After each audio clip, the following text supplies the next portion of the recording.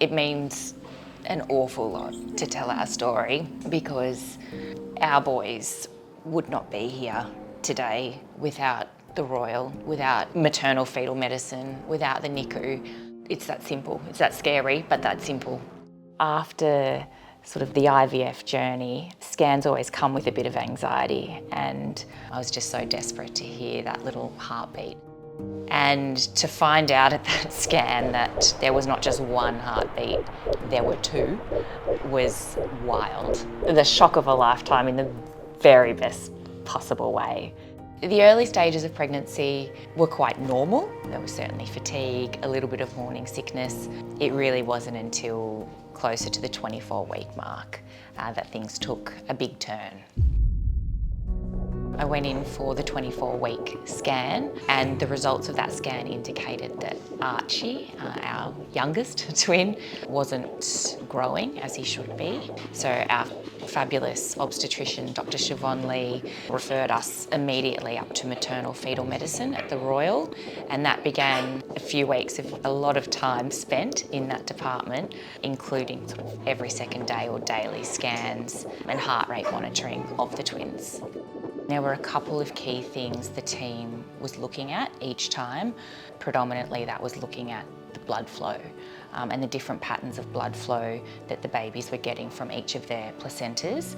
The other key thing that they were looking at was heart rate, because we also had our littlest guy, Archie, also had a weaker heart rate. So this brilliant team of experts would gather all of this data every day, looking at the scans, teaching us how to interpret the scans to try and pinpoint the very best sort of day and time to bring the boys into the world so that they had the very best shot on the outside. Scanning is so important in a complicated pregnancy. By looking at the blood flow patterns, you can see when a baby or babies are running into trouble, like Emma's babies were, and pick the right time for the babies to be born in the right place with the right people there to care for the babies. One of the fabulous doctors we had look after us was Antonia. We were asking questions about what we could see on the scans. I remember her saying, oh, well, you can see this and this and this, but there's this other fabulous machine, which we don't have here, and that machine would tell you all of these other things. And we were, living and breathing by those scans day by day, and I could see the passion in her eyes about how wonderful this new machine would be. So currently we're using 2 ultrasound machines, which are Voluson E10s. An extra machine of the level of Voluson E22 will provide us with better capabilities to look at complex pregnancies, families and their babies. It allows us to detect abnormalities at an earlier gestation in a higher resolution. By using ultrasound, we try to balance the best possible gestation on delivering these babies versus the risks of staying pregnant for the woman. We went in for our daily checkups, and that's when they first said, looks like it should be today. The heart rate had slowed, the blood flow had started to reverse. It turns out it was go time. I actually felt quite calm, which might sound really strange when you're about to deliver premature twins, but I think we'd been on such a journey with the whole team. We knew what was happening, we knew what to expect. We'd been so well looked after. The team had sort of prepped us and talked us through what to expect, but it's never the same as actually being there in person. And I remember going in and sorry, a bit emotional. Seeing you just being so resilient and so strong. And just couldn't comprehend, I guess, what you were going through.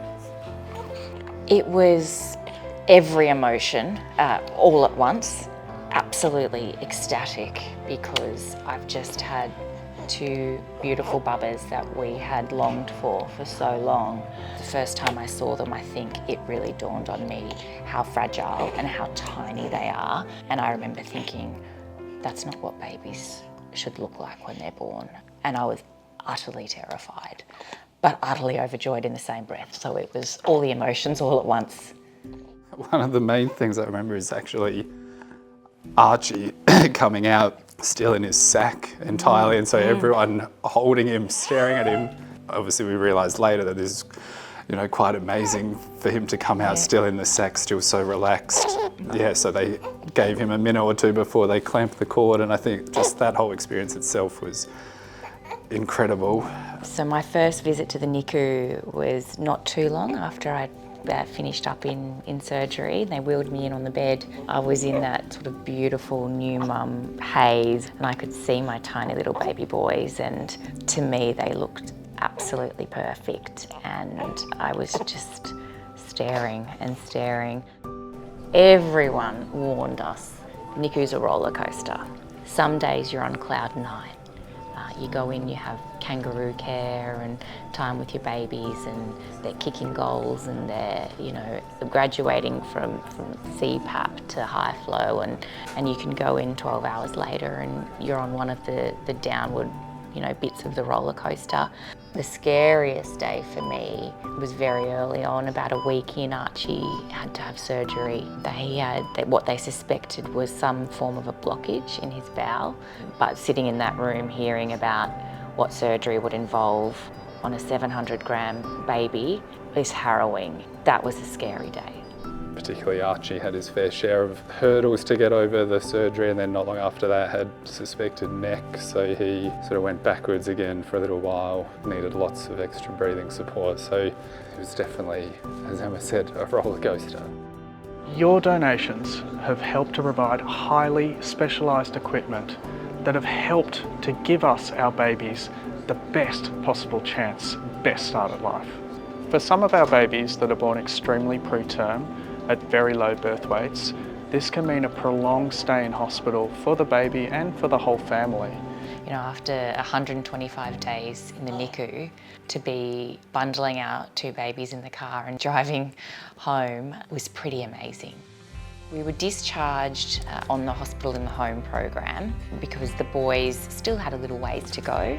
We had Esther, who we called our fairy godmother, who would come around to the house. Those visits were invaluable. In terms of the care that we received, it started before birth with our brilliant obstetrician, moved through to maternal fetal medicine. The boys were delivered. It moved then into care in the NICU. Just the whole experience at the Royal Hospital for Women, you can't actually put it into words, the level of care and compassion and humanity that you get. And we felt at every point in the journey, we had a whole team of experts looking out for these guys. Every time we get a little, you know, smile from them, I just think, thank you, hospital. Your generosity at today's Ladies' Luncheon will enable us to purchase the advanced ultrasound machine and allow better care for women with complex pregnancies, their families and their babies. With your support today, our NICU will be able to keep up with the technology and equipment we need to look after these vulnerable babies.